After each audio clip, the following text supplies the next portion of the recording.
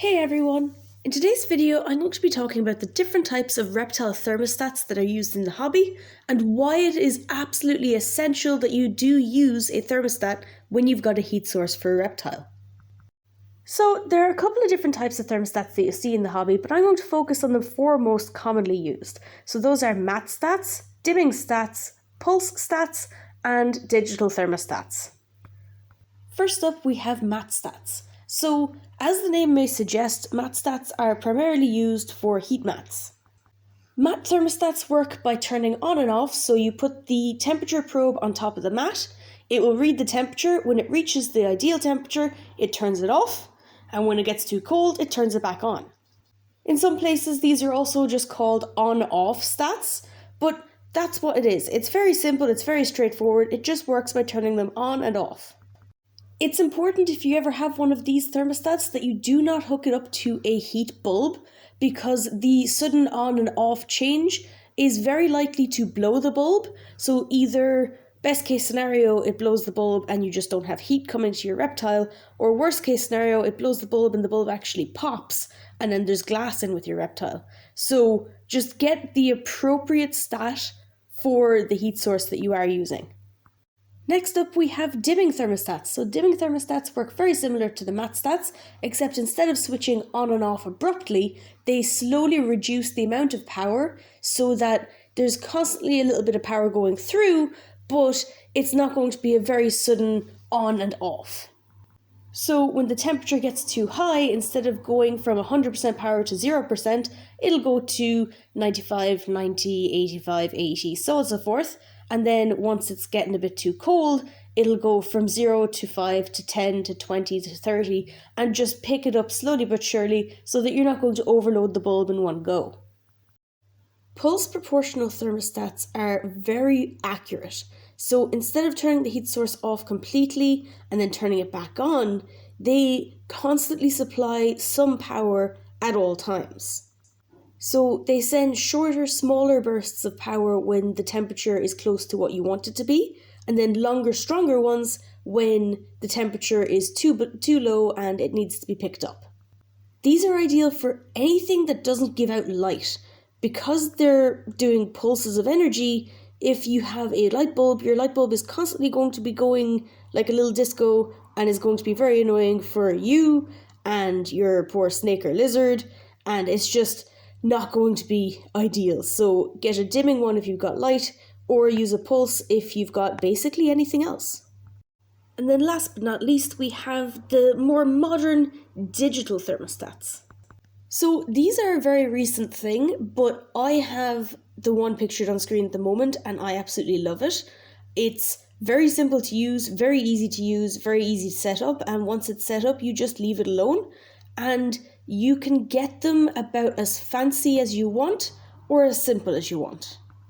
So just as an example of how fancy they can get, you could have one that can be directed to an app on your phone where you can choose for it to be on, off, pulse, or dimming, depending on what heat source you want to put in there. And there can be timers for when it turns on and when it turns off. My one has a different temperature for daytime and nighttime, so I can have a temperature drop at nighttime for my snakes, and it's just so convenient.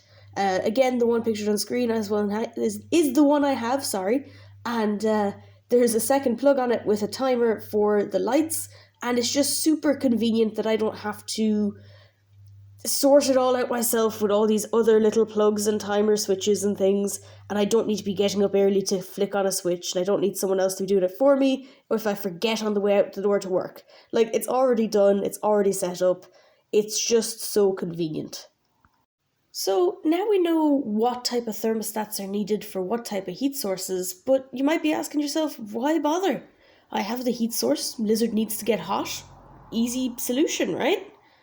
Well, not quite.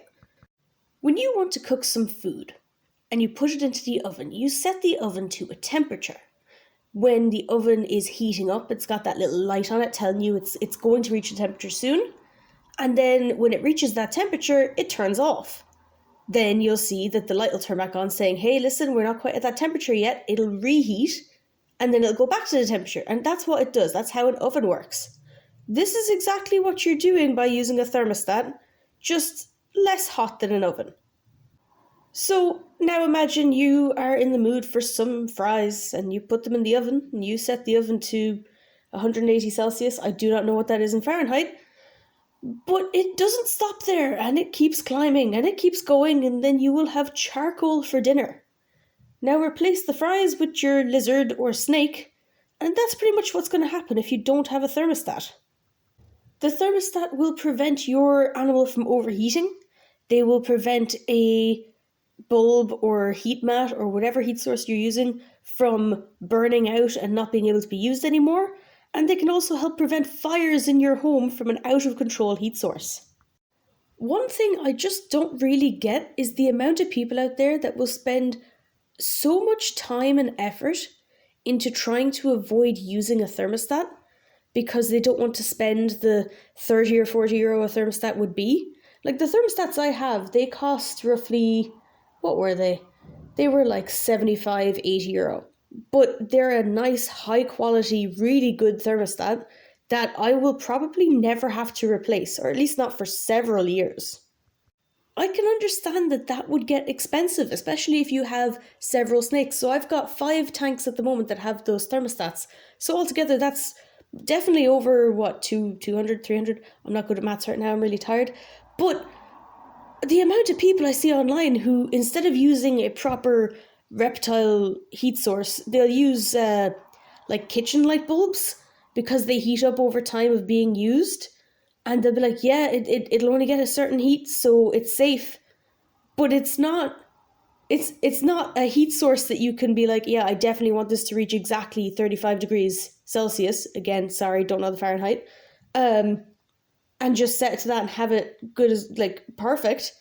You're just guesstimating. The weather will change what that temperature is. The humidity might affect what that temperature is. And it's just not half as accurate as just using a thermostat. I just don't get it. Maybe there's some reason I am missing. Maybe there's something that I'm just not aware of. And if someone's aware of it and they want to inform me, go ahead. I would love to know. Because from where I'm sitting, it just looks like a lot of effort and guessing for the sake of saving like 20, 30 euro, 40. Or if you want to get really fancy, you can do like 150 euro ones, but like, you don't have to. It's optional. Not the thermostat being optional, the fancy versions of the thermostats is an optional thing. So if you're at all considering not having a thermostat or wanting a thermostat, or you're not sure, think of it this way. On one hand, you might have to spend some money. On the other hand, you may not have to spend money. However, you might have to pay for reptile vet bills for your reptile that has been roasted. You might lose your pet because they are dead. You might lose your house because it burns down. You might have to replace the heat source anyway because it explodes because it gets so hot. You may have the police flying over your home and seeing a lot of heat readings and wondering what's going on in there, and you don't want to answer those questions. Just typical everyday things. So it's completely up to you, but I would heavily suggest just get the thermostat. Just simplify it all and get the thermostat. So yeah, that's it for this video. Thank you very much for watching. If you have any questions, leave them in the comments below and I will do my absolute best to help. And yeah, thanks very much for watching.